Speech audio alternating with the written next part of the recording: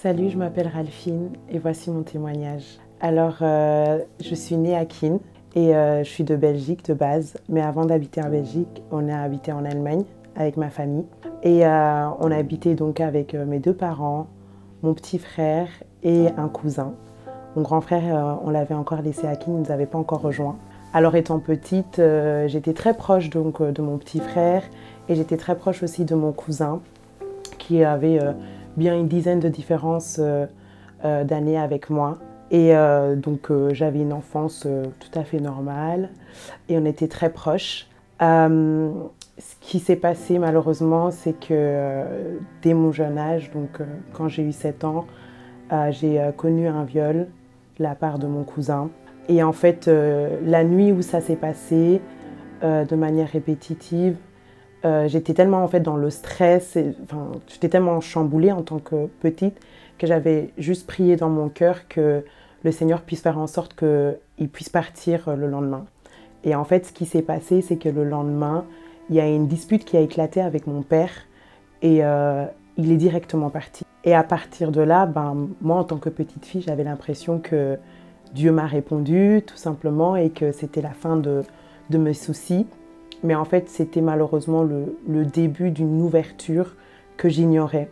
Parce qu'en fait, suite à ça, j'ai eu une grande colère qui a commencé tout doucement à s'alimenter en moi, surtout en fait au début de mon adolescence. Donc au moment en fait où on est venu habiter en Belgique, j'ai eu une grande colère envers ma famille. J'ai une grande colère envers mon père parce qu'en fait mon cousin était du côté de mon père. Donc j'avais énormément de mal en fait à rester proche de ma famille, famille directe comme aussi famille un peu plus éloignée, donc cousin, cousine, oncle. Et en fait arrivé en Belgique, c'est là où j'ai commencé en fait à créer, on va dire un peu mon entourage. J'ai fait la connaissance de pas mal de copines et j'ai quitté la maison familiale assez tôt, à savoir au début de ma vingtaine, pour tout simplement en fait m'éloigner de ma famille. Et j'avais cette colère, j'avais ce mépris pour ma famille, pour plusieurs choses qui s'étaient passées et entre autres en fait le viol que j'avais subi, pardon. Et en fait au moment où ça s'était passé aussi, j'avais fait complètement un blackout le lendemain. C'est-à-dire que vu que pour moi, il était parti, j'avais complètement enfoui ça et je ne voulais pas en parler ni rien. Et en fait, au moment où j'ai commencé à habiter seule, forcément, j'ai commencé à avoir de plus en plus de contacts avec les hommes. J'ai commencé à des relations et malheureusement, ça n'a pas toujours abouti. Et il y a plusieurs comportements que j'ai eus durant ces relations-là, comme le fait d'avoir du mal à m'ouvrir, le fait d'être tout simplement renfermée, timide, tous ces éléments-là en fait qui venaient de ce que j'avais vécu, mais qu'à ce moment-là, je ne comprenais pas. Et en fait, il faut savoir que au début du coup de mes études, j'étais tiraillée entre faire mes études et continuer, on va dire, mon petit début que j'avais commencé dans le mannequinat. J'avais des grosses opportunités qui s'ouvraient à moi, mais je ne savais pas si je voulais prendre ce chemin-là ou continuer les études. Et donc du coup, même au niveau de mes études, ça commençait tout doucement à tirailler. Et, je ne savais pas exactement où je devais aller, ce que je devais faire. À côté de ça, j'étais énormément entourée de copines. Les sorties, etc. Vous connaissez, hein, boîte de nuit et tout. Donc j'étais vraiment en fait tiraillée de tous les côtés. Je ne savais pas trop où je devais aller, mais je savais que j'avais vraiment envie de me rapprocher de Dieu. Et en fait, ce qui s'est passé, c'est que déjà Dieu a fait en sorte qu'il y ait des personnes qui s'éloignent de moi, des personnes avec qui j'étais très très proche, tellement proche en fait que ce qu'on se disait, c'est ce qu'on faisait. Et si on décidait par exemple de croire ou de ne pas croire en quelque chose, on le décidait ensemble. Et il a fait en sorte que je puisse plus spécialement m'éloigner d'une personne, même pas m'éloigner en fait, tout simplement il a fait en sorte que la personne du jour au lendemain arrête de me parler. Et en fait c'est à partir de ce moment-là que mon chemin, on va dire, a commencé. À travers une amie qui était dans mon école, j'ai connu une assemblée. Une assemblée qui, dans un premier temps, semblait être une église plein d'amour, mais aimante. Mais en fait, je m'étais lancée dans une église qui basait ses doctrines pas sur la Bible, mais sur des brochures d'un prophète. Et donc, du coup, on peut dire que j'étais dans une sorte de secte. J'étais complètement coupée. Et je voulais en fait tout simplement, tellement j'avais soif de Dieu, je voulais me racheter, on va dire, auprès de Dieu par mes actes. Donc j'avais arrêté de m'habiller d'une certaine manière, j'avais arrêté d'aller en boîte, etc. J'avais arrêté beaucoup de choses, j'avais décidé de ne plus faire du mannequinat, je décidais de ne plus regarder des séries Netflix. J'étais vraiment en fait complètement coupée et j'écoutais que en fait les prédications de ce prophète-là et je lisais que ces brochures-là. J'étais complètement fermée en fait. Et à côté de ça, ben, mes études, j'étais beaucoup combattue pendant mes études. C'était très très compliqué. Et en fait, à force de vouloir chercher à plaire à Dieu par des actions que je ne comprenais pas, mais que je faisais juste parce qu'on me disait que c'est comme ça qu'on pouvait aller au paradis, j'ai fini par tout simplement lâcher prise. Donc, au bout de 3 ans, j'ai lâché prise. Je suis retournée dans le monde. Donc j'ai repris des mauvaises habitudes, etc. Et en fait, c'est pendant le Covid, en 2020, que moi j'ai eu ma délivrance. Parce qu'en fait, pendant le confinement, j'ai eu l'occasion de prier avec ma tante. Et en fait, j'ai eu ma prière de délivrance. Et c'est vraiment à ce moment-là, en fait, que mon chemin avec Dieu a commencé. Pour revenir à mes études, donc en fait, pendant mes études, j'avais énormément de difficultés d'avancer parce que tout simplement, j'étais tiraillée par rapport à ce qui se passait en moi. Le fait d'être très prise dans l'assemblée dont j'ai parlé tout à l'heure. Donc du coup, c'était très très très difficile pour moi d'avancer et j'étais très combattue parce que ben, Dieu, tout simplement, il avait un plan pour moi. Alors, j'ai commencé, donc gloire à Dieu, j'avais terminé mon bachelor. Et en fait, je voulais vraiment faire mon master. Enfin, au départ, je ne voulais pas vraiment le faire. J'hésitais beaucoup et en fait, j'ai vraiment senti que Dieu m'a dit qu'il a su m'aider donc, pendant mon bachelor, donc que je devais continuer mon master. Et en fait, donc, au moment où je commence mon master, c'était le moment donc, où j'étais aussi retournée dans le monde. Et au moment où j'ai ma délivrance, c'était ma dernière année de master. Et en fait, ma dernière année, c'était très compliqué parce que j'avais plus d'alternance. À cause du Covid, on ne voulait pas me renouveler mon alternance. Du coup, je devais trouver une alternance. Mon master, je le faisais à Paris. De base, comme je vous ai dit, je suis de Belgique, Liège plus précisément. Et du coup, j'avais cherché un boulot qui rentrait, on va dire, un peu dans le secteur dans lequel je faisais mon master, qui était à Bruxelles. Et du coup, je devais faire les allers-retours entre Liège, Bruxelles, Paris. J'étais énormément combattue à ce niveau-là. Tous les jours, en fait, j'avais une galère. Tous les jours, il y avait un train qui n'allait pas, il y avait un train qui était annulé, il y avait mon car qui s'arrêtait en pleine route et que j'arrivais à des 1h, 2h du matin. C'était vraiment plus possible. Et dans tout ça, ben, moi, je continuais la prière, etc. Mais c'était très compliqué. Pendant ces moments de prière, il y avait des choses qui remontaient à la surface, dont du coup ce que j'ai subi quand j'étais petite, à savoir mon viol. Et ça revenait à la surface et le Seigneur me demandait de témoigner par rapport à ça. Mais j'arrivais pas, il y avait un blocage. Et il y avait un blocage parce qu'en fait, il y avait un manque de pardon. J'arrivais pas à pardonner à ma famille. Et je ne réalisais pas en fait que les comportements que j'avais, que ce soit avec mon père, que ce soit avec ma mère ou même avec les hommes en général, c'était vraiment dû à ça en fait. Donc du coup, j'étais beaucoup plus, on va dire, concentrée un peu plus sur les études. Et ce qui s'est passé en fait à l'été 2021, c'est qu'il y a eu les inondations à Liège. Ce jour-là, on était bloqués, moi, ma mère et mes neveux à la maison. Pendant plus de 24 heures, on était bloqués dans la maison. Il y avait, la maison, elle a été complètement inondée. Le niveau de l'eau est arrivé quasi jusqu'à la moitié du premier étage, en fait. Donc, on était à 2 doigts de loger sur le toit, tellement que l'eau n'arrêtait pas de monter. Et gloire à Dieu, on a su sortir de la situation. Il y a eu des pompiers qui nous ont secourus. Et en fait, mes parents, ils ont complètement en fait perdu leur maison. Ils ont complètement perdu tous leurs biens. Il faut savoir que ça s'est passé à 3 semaines avant le dépôt de mon mémoire. Du coup, je comprenais pas, je me disais, mais Seigneur, qu'est-ce qui se passe? À chaque fois, par rapport à mes études, il y a des blocages.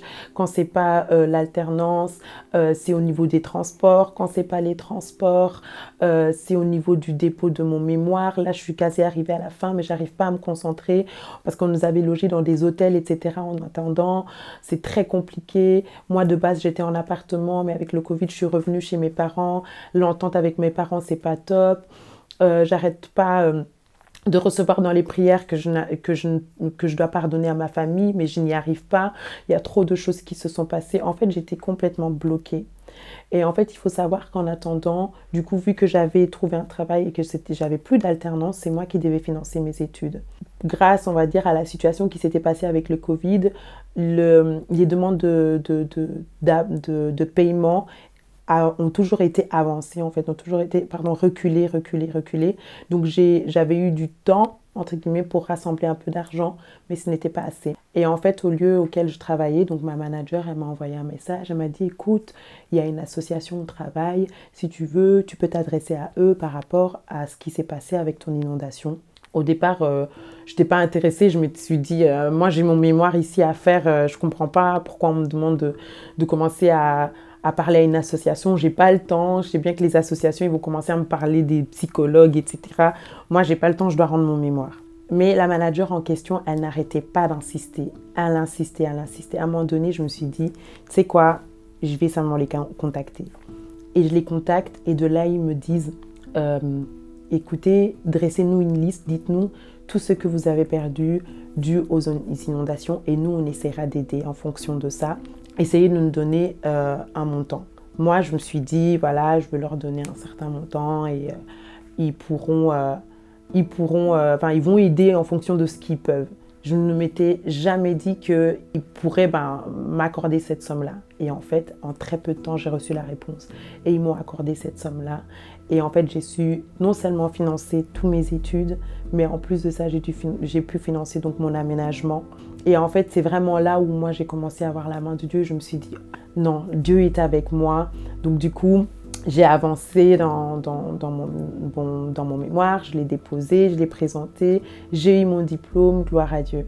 Et ensuite, ce qui s'est passé, c'est que j'ai ressenti tout simplement le besoin d'évoluer par rapport à tout ça. Donc, j'ai voulu changer de boulot. Et dans cet élan où je me suis dit, franchement, Dieu est avec moi, c'est top, etc. Il faut vous dire que j'avais toujours oublié, j'avais toujours mis de côté le fait de pardonner, en fait, à ma famille. Je m'étais fort concentrée sur mes études. Et en fait, donc du coup, j'ai eu une nouvelle occasion de travail, ça se passait bien. Et au bout de 2 mois, ça commençait à dégringoler. Au bout de 2 mois, ils ont tout simplement mis fin à mon contrat. Et en fait, c'est comme si Dieu me retirait tout parce que je me suis retrouvée dans un nouvel appartement que je n'arrivais pas à meubler parce que je n'avais plus de revenus. Je ne trouvais pas de boulot. J'avais toujours, on va dire, un peu ce mal-être en moi. J'avançais en Christ parce que j'ai eu ma délivrance en 2020, mais je sentais quand même que... Et c'est une période en fait pendant laquelle j'ai énormément prié du coup avec ma tante qui est comme, on va dire, une mère spirituelle, avec qui donc pendant près de 6 mois, on a commencé à prier tous les jours à 5 h du matin. Et de là, en fait, Dieu a commencé à me révéler des choses, à me demander que je pardonne, à me demander à ce que je puisse vraiment complètement dépendre de lui et m'abandonner à lui, à me demander qu'à ce que je puisse vraiment, tout simplement en fait, être concentrée sur Dieu et ne pas forcément regarder à ma situation. Et entre-temps, en fait, Dieu me donnait des directives par rapport à mon appel, par rapport aux missions qu'il va me donner. Et moi, à ce moment-là, je me disais, c'est pas que je veux pas, mais je suis déjà là en train de galérer, je sais déjà pas où je vais aller et tout. Et là, Dieu est en train de me demander de faire des choses. Et en fait, au bout de 6 mois, il a ouvert les portes il a permis à ce que je puisse trouver un certain boulot. Et en fait, il m'avait donné des directives en me disant que le boulot que je vais trouver, ça sera un contrat de remplacement. Il m'avait donné comme référence le livre d'Esther, en me disant que ce sera un remplacement. Et en fait, moi, j'avais un dilemme entre un contrat de CDI qui m'était proposé, un remplacement. Et au final, il a fait les choses d'une certaine manière pour que j'accepte le contrat de remplacement, qui au bout de quelques mois s'est transformé en fait en CDI. Et avec des avantages, etc. Et j'ai vraiment vu la main de Dieu. Et pendant ce moment-là, en fait, c'est vraiment les moments où j'ai prié sérieusement par rapport au pardon. Et je pensais avoir pardonné, mais c'était toujours en fait quelque chose qui restait bloqué en moi. Et un jour, j'ai eu une conversation avec mon père. J'ai eu une conversation avec mon père où je lui ai tout simplement fait part de tout ce que je ressentais. Je lui ai fait part de tout ce que je pensais, tout ce que j'avais vécu. Et en fait, pendant ce moment où j'avais cette conversation avec lui, en le regardant, j'ai vraiment senti en fait que c'est comme si Dieu me disait que lui aussi, en fait, il a besoin du pardon de Dieu comme moi j'ai eu besoin. Donc que je n'avais pas à lui en vouloir en fait de tout ce qui s'était passé, parce que non seulement il n'en pouvait rien, mais que tout simplement en fait c'est un être humain et que lui aussi ça lui arrive de faire des erreurs comme moi en fait j'ai fait des erreurs. Et en fait à ce moment-là j'ai vraiment senti un poids en moi par rapport à ma famille. Et du coup quand j'ai vu que tout doucement Dieu commençait à ouvrir les portes, etc., je me suis dit que tout simplement que je voulais prier par rapport aux directives qu'il m'avait données par rapport à mon appel. En fait, ce qui s'est passé, c'est que j'ai fait une prière et j'ai demandé à Dieu à ce qu'il puisse mettre sur mon chemin une personne avec qui je pourrais, avec qui je pourrais prier, que je pourrais booster dans sa foi. Et en fait, quelques jours après, je reçois un appel d'une personne, d'une amie avec qui on était proches, mais pas aussi proches que maintenant. Et en fait, qui a complètement bouleversé ma marche, qui a complètement boosté ma marche en fait, qui m'a amené en fait tout simplement aujourd'hui à témoigner, parler du viol que j'ai eu ouvertement, à parler du manque de pardon que j'avais en moi ouvertement, à parler du fait que j'étais dans une assemblée doctrinale, une genre de secte qui avait en fait étouffé ma foi et qui m'avait mis dans un mal-être. Et qu'aujourd'hui, je peux le dire haut et fort que je suis non seulement heureuse dans ma marche avec Christ, mais que que j'ai vu en fait le bout du tunnel de tout ce chemin sombre. Vraiment, en fait, à partir de là, j'ai vu que Dieu, il me faisait rentrer dans mon appel. Et non seulement ça, en fait, qu'il a ouvert d'autres portes. Donc, j'avais pardonné à mon père et à ma famille, mais il y avait quand même encore quelques difficultés, quelques réticences, etc., mais qui se sont en fait complètement ouvertes. Et qu'aujourd'hui, en fait, j'arrive à avoir des conversations avec mon père sans engueulade, sans avoir à discuter pendant longtemps, parce que j'avais oublié de le mentionner, mais il faut savoir que mon père, il est musulman et que ma mère, elle est chrétienne. Donc ça veut dire que j'étais dans un foyer qui était prédominé, on va dire, par la discipline musulmane, même si mon père, il était ouvert d'esprit, dans la mesure où il voulait nous laisser le choix, il avait quand même fort envie qu'on vienne à l'islam. Et ce que j'avais aussi oublié de mentionner, c'est que la personne, malheureusement, qui m'a violée quand j'étais plus petite, était un jeune pasteur. Donc ça a encore plus animé en fait l'animosité que mon père il avait envers les chrétiens. Et ça a encore plus en fait envoluminé les rapports que j'avais avec mon père quand moi j'ai décidé de suivre Christ. Mais aujourd'hui, je vois non seulement un changement dans ma famille, mais je vois également aussi un changement dans ma vie. Et si je peux dire quelque chose pour terminer, c'est que franchement, il faut persévérer avec Dieu. Ce n'est pas toujours évident, mais il faut vraiment s'accrocher à l'amour de Dieu. Et en tout cas, moi, c'est ça qui m'a aidée. Donc voilà.